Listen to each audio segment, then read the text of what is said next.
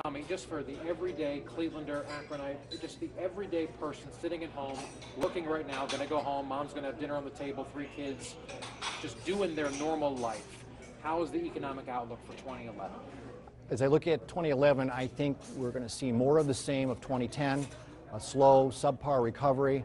But I am encouraged that later in 2011 we'll see some improvement, but not enough to really take a big bite out of the unemployment problem, both at the nation and also in the local economy.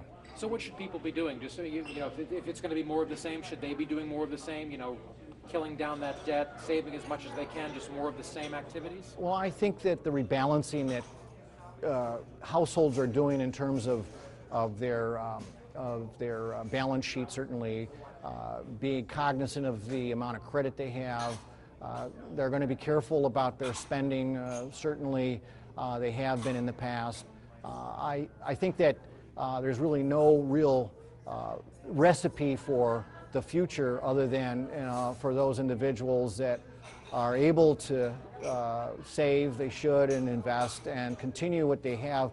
And hopefully that those who are without work are going to be able to find it and continue to pursue it, because there are some encouraging signs. This past week, certainly with the election that we had on Tuesday last week, the Federal Reserve policy that is being put in place, and we've seen some improvement in some of the economic indicators. So I think we'll see this very gradual improvement, but still really a subpar recovery. And still on the minds of a lot of people is the election from 1 week ago today.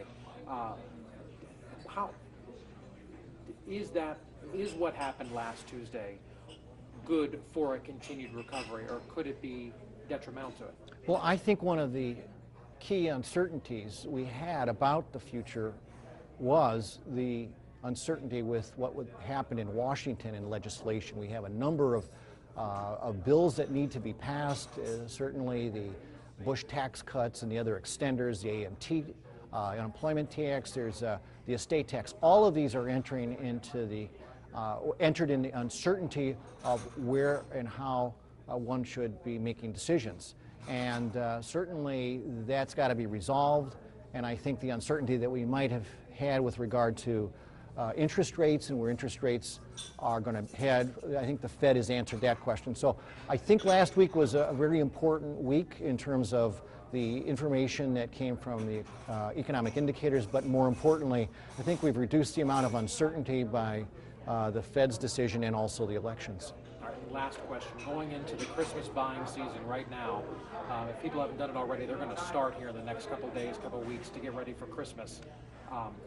What should people be doing? Should they be going out and spending? Is that going to help this economy? What should people be doing as they're going into this Christmas buying season? Well, I won't advise anybody just to go spend for the sake of spending, okay?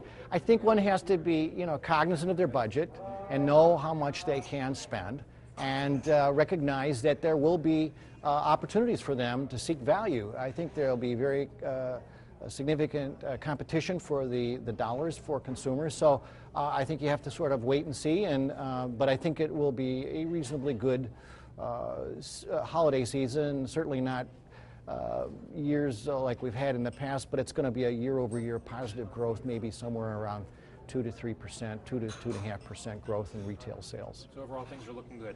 I would say things are improving. I'm encouraged. The interpretation of good is a little broad, okay?